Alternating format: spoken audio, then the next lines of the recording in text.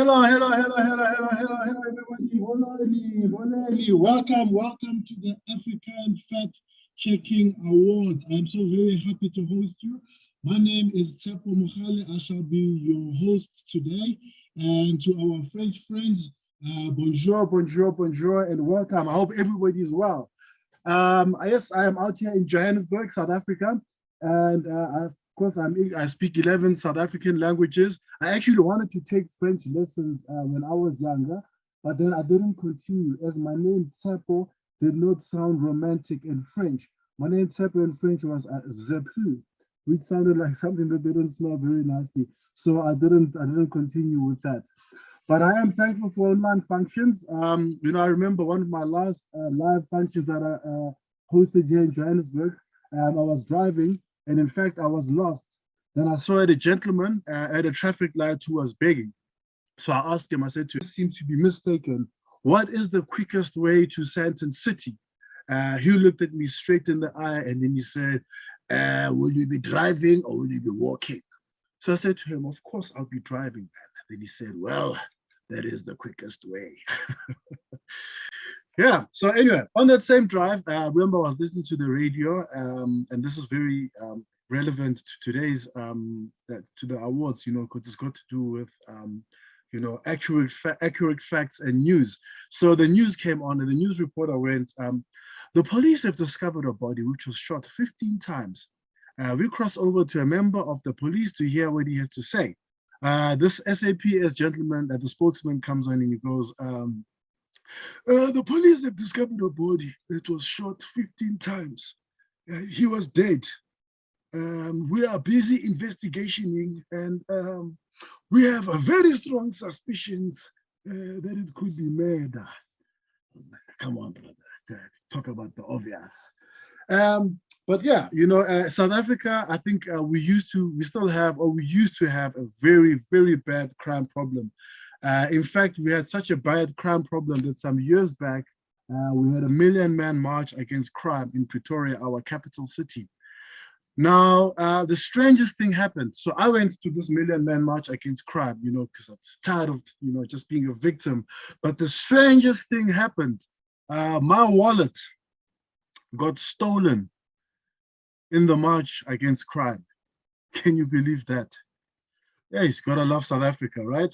But I'm so excited to be here. Well, I'm at home, but I'm excited to be with everybody. I love African events. I love Pan-African events. I'm fortunate that to have traveled quite a bit around the continent. I'm fortunate that I've been friends with friends from all around the continent from a very young age. But what really pained me, I remember at the time I was in Kenya when the first wave of xenophobic attacks happened. I think it was 2011, 2012. And I remember we were watching television, the news, and we were all shocked. I was actually so embarrassed. I'm sitting in the room and all these guys are looking at me. Then I saw our leadership came on, the ANC, well, it was the ANC Youth League to be particular. And then I was just like, okay, thank God, we got a leadership who's going to address this problem, right? This bucket of sunshine comes on and he goes, the ANC Youth League is explicitly concerned about these xenophobic attacks across our country, particularly against foreign people. And I was like, you bucket of sunshine. Now, who else could xenophobic things happen to? But yeah, that's that, So I grew up in apartheid South Africa. And when things changed, well, the government changed in 94, but things in schools started changing, let's say 1992 or so. So I remember we had a Nigerian kid in our class. His name was Aparo. So I remember we were in grade 4 at the time. Then the teacher said to us, and when you meet people from different parts of the world, there's different accents and you get to learn more about each other, So Aparo said, the teacher says to him, Aparo, show the class how smart you are. Show the class how you can spell Lagos. So he goes, yes, Mr. So. I don't know why Nigerian guys like to put O at the end of everything, right? He goes, yes, Mr. So. Lagos. L for elephant. A for education. G for Jesus. O for zero. And S for cell phone. Teacher was like, apparently, smart boy. I don't know, translator, if you're able to, get those sounds in there. So anyway, and then some time back, then I went to Harare. I was doing a show in Harare. So I remember the night before, I was hanging out with some of the comedian guys from there. So we decided that we're not going to go out and have a party. We're going to stick around in the hotel and we're going to play Scrabble, right? And I thought these guys are in trouble because, my English is very good. So, so the first word I put down was confidence, right? Confidence. The other guys were like, hey, my brother, you cannot use names in this game.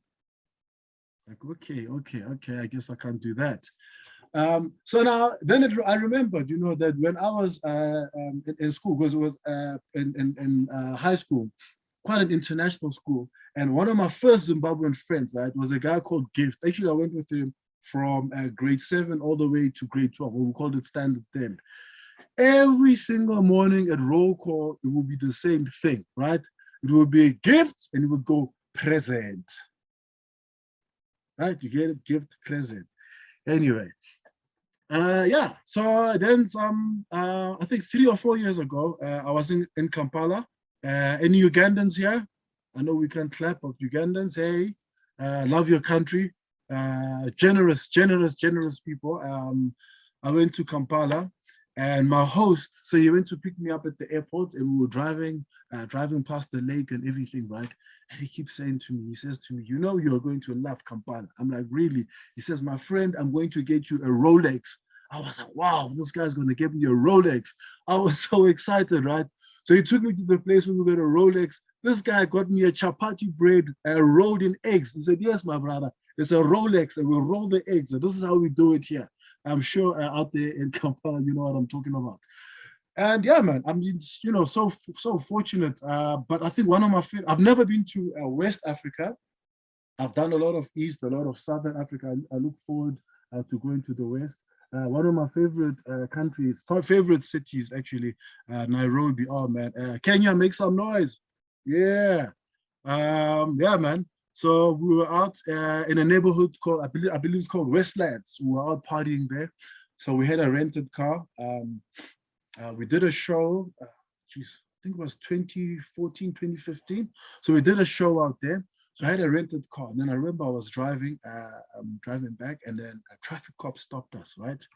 Traffic cop comes to me, I'm driving foreign land, right? He says to me, can I see your driver's license, please? So I got a SADC driver's license, so I thought I was fine, right? So he looks at it, he says, Mr. Mogale, it says over here you should be wearing glasses.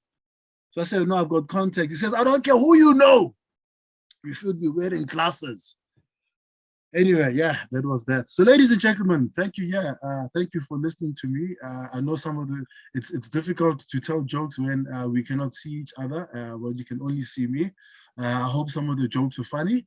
If some of the jokes are not funny, I don't care. I've been paid already. That's why I demand my money before the gig.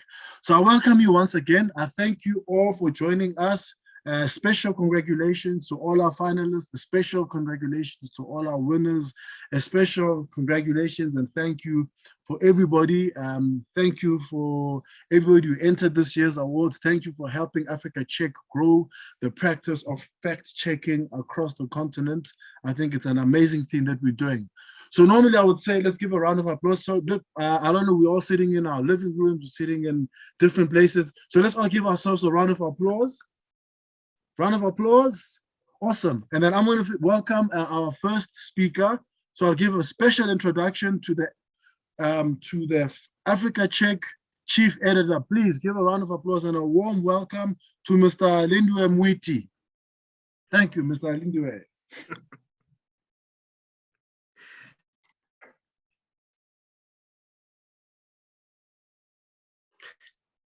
My word, thank you for baptizing me, Lindiwe. Name is Lee. It is an impossible act to come in right after you, Tsepo. I mean, absolutely no one has ever accused me of being even remotely funny, not even my young daughter, who I suspect thinks me being her dad is the funniest thing ever. But seriously, that was just brilliant, Seppo. Thank you for reminding us that even in these times, we have a lot to laugh at. I now have the really unenviable task of being the party pooper, also known as the spoil spot or the wet blanket or the killjoy, and bring us to the business of the day in the interest of time. By way of introduction, again, I am Mwiti, Chief Editor of Africa Check. And every day across our beautiful continent, people and institutions make decisions.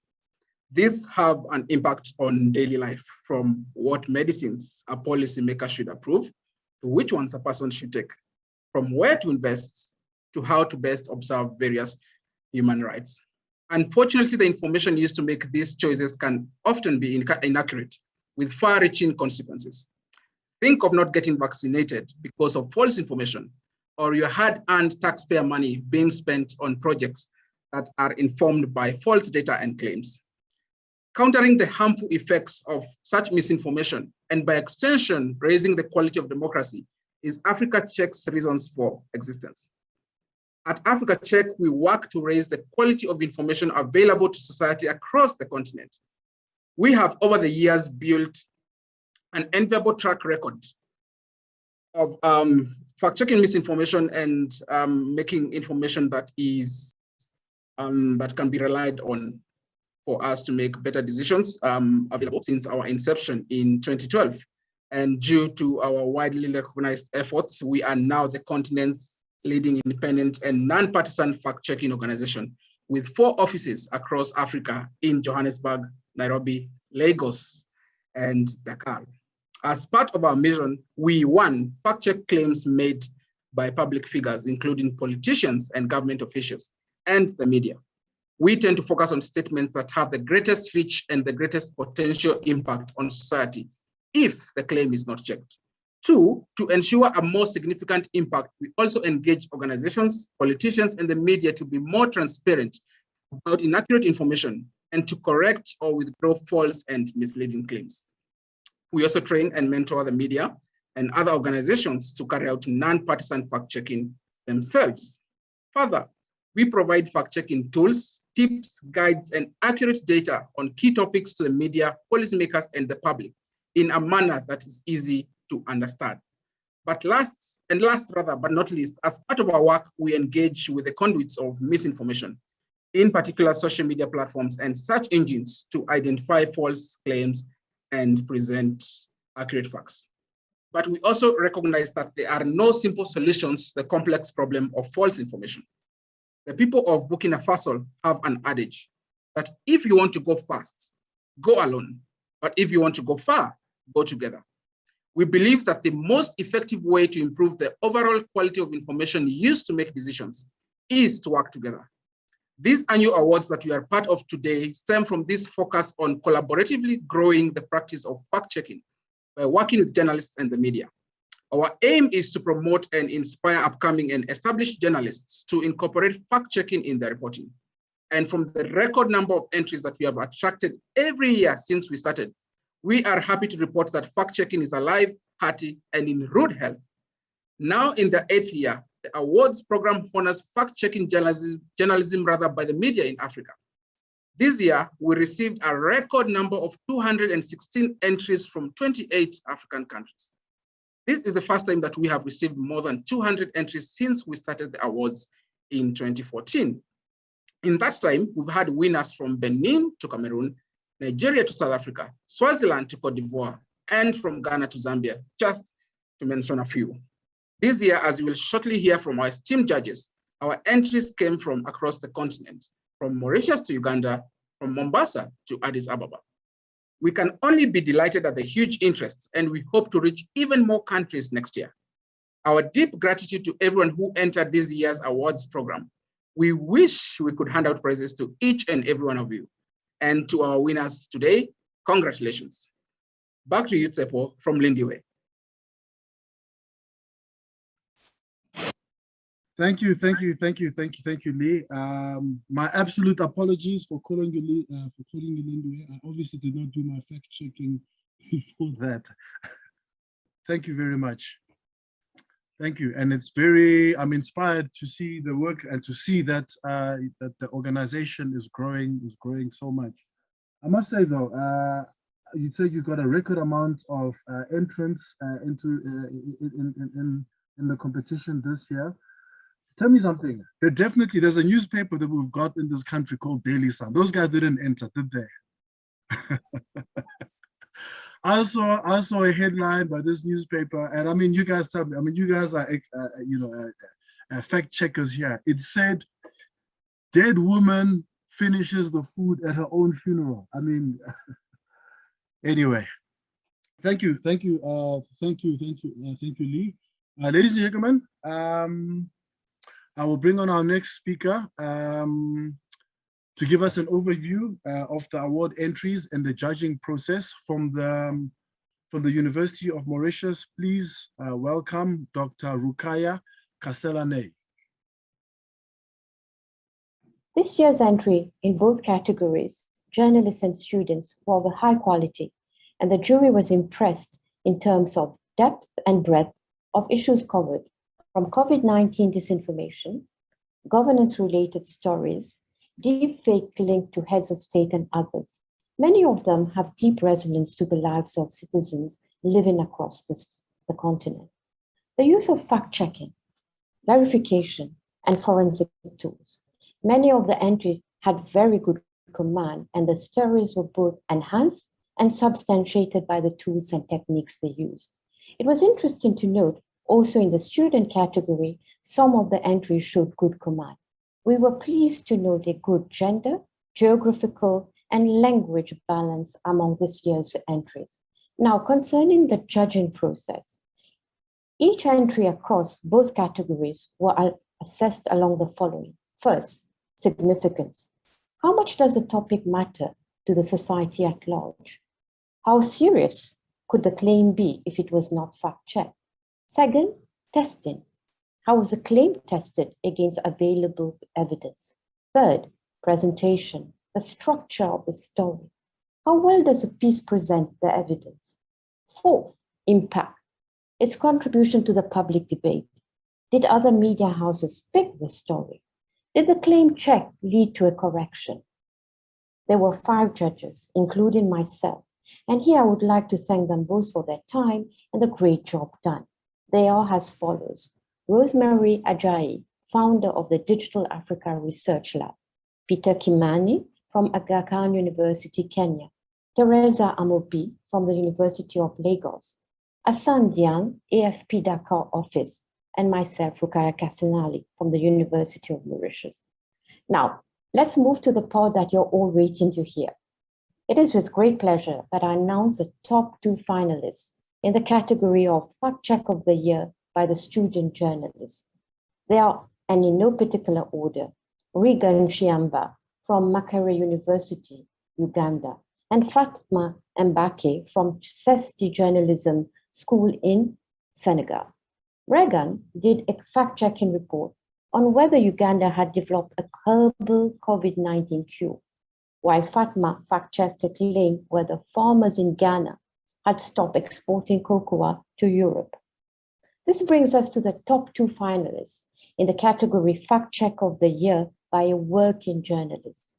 Oluwasegun Olakenikan from AFP Fact Check, Nigeria, and Jean Leroux from the Digital Forensic Research Lab, South Africa.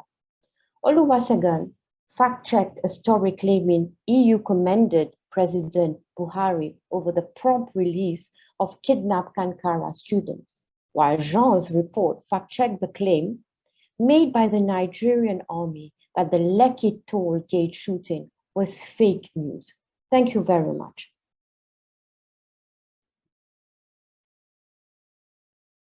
Thank you, Doctor. Thank you for that. Ladies and gentlemen, let's look at the top 2 entries in each category.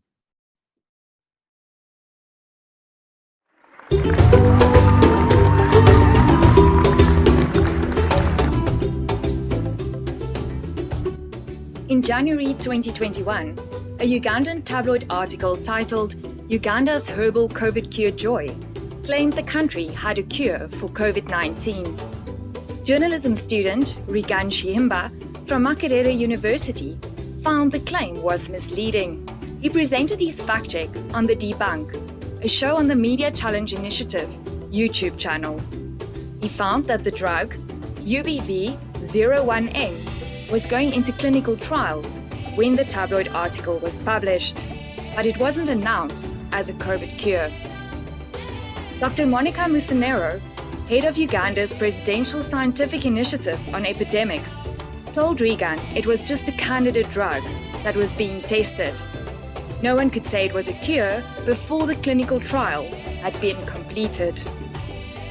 Regan also spoke to the Uganda Virus Research Institute, who explained the processes that have to be followed for drugs to be approved by the country's National Drug Authority.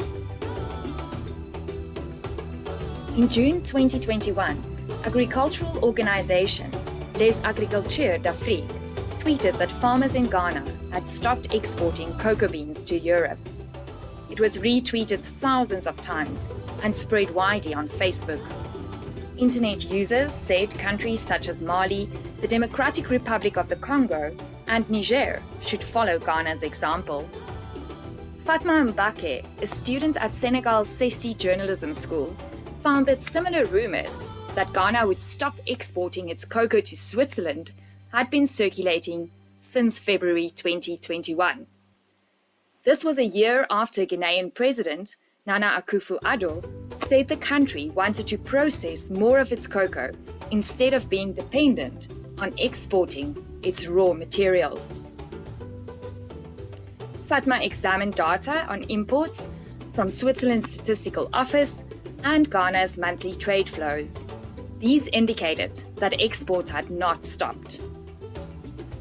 The Ghana Cocoa Board confirmed the country wanted to add value to its cocoa by processing it locally, but that exports to Europe continued.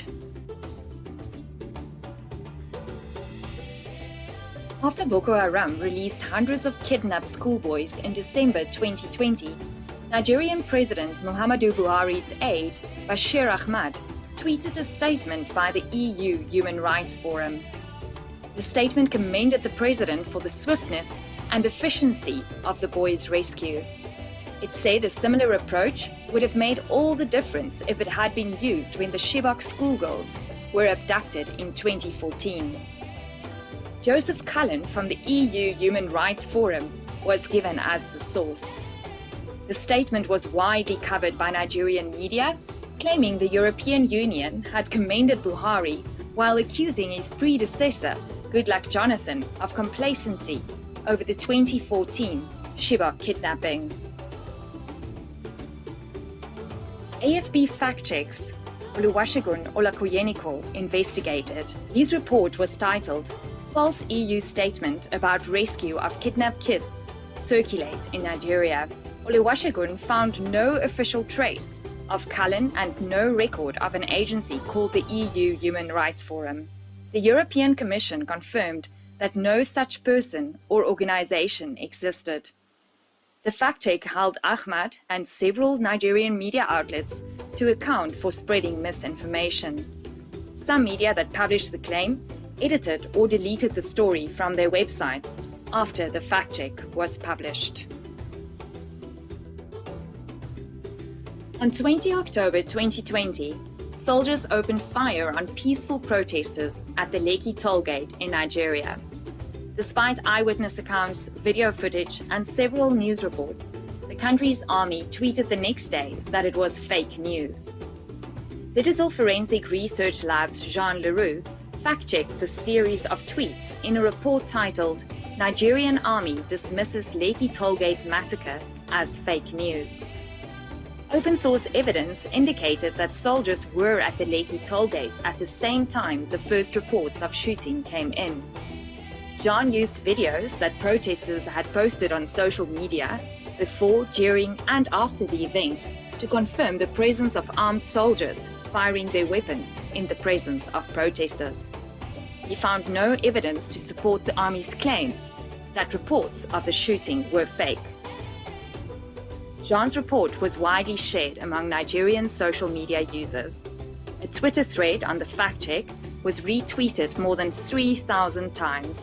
It was also reported by several Nigerian media outlets.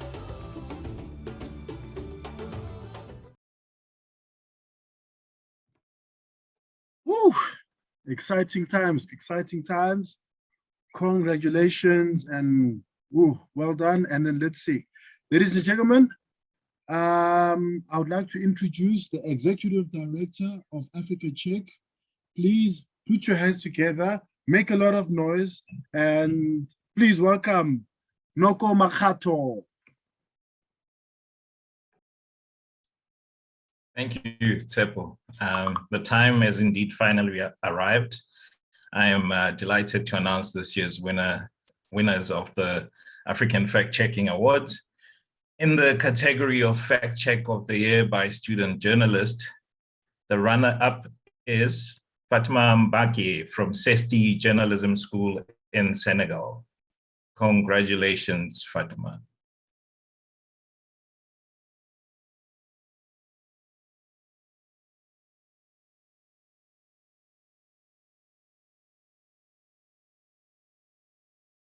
And then for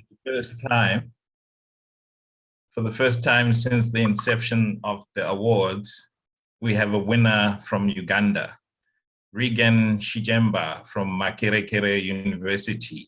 Well done, Regan.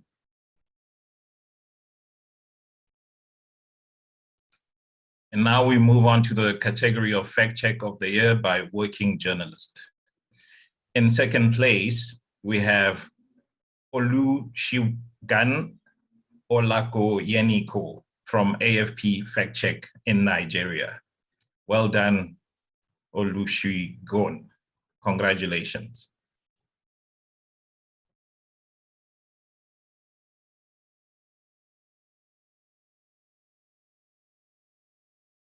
And the moment we've all been waiting for, it gives me great pleasure to announce the winner of the 2021 African Fact-Checking Awards in the category of Fact Check of the Year by a Working Journalist. The award goes to Jean Leroux from Digital Forensics Research Lab in Cape Town, South Africa, with an excellent fact check, meticulously investigating and presenting the facts. Well done, and a big congratulations.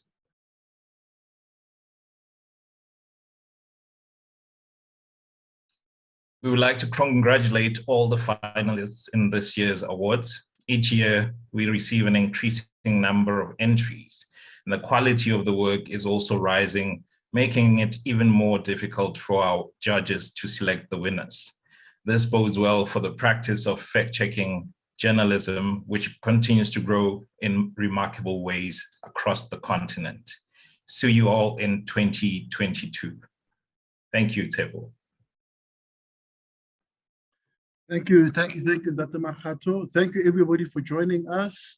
Thank you, everybody. I'd like to just give a special round of thank yous to our judging panel, Dr. Kasenally from the University of Mauritius, Dr. Peter Kimani from the Aga Khan University in Kenya, Dr. Teresa Amobi from the University of Lagos, Asane Digane from AFP Dakar, and Rosemary Ajay, founder of Digital Research Lab. Our hosts, thank you very much for hosting us. Some of us are there in person and hosting us digitally at BITS Journalism, and the organizers of the African Investigative Journalism Conference for this invaluable platform and for making sure that everything ran smoothly. And a special thank you to Anton Harbour, the chair of Africa Check's Board of Trustees, and for his continuous support of our work. And for us in South Africa, a special thank you for Eskom for holding the electricity so that we can continue to be able to do this. Ladies and gentlemen, I've been your host, Mr. Tsepo Mogale. Wherever you are, I would like to thank you for joining us. If you are in my part of the world, in Johannesburg, and you are not at home, wherever you are, actually drive home safely. If you do leave the venue where you are, and you go outside and then you find that your car is not there. I live in Johannesburg. These things happen every now and then. Don't cry. Don't be emotional. Be a real G about it and steal the car next to where yours was parked. Thank you very much, guys. Have a good evening. Thank you very much. Goodbye.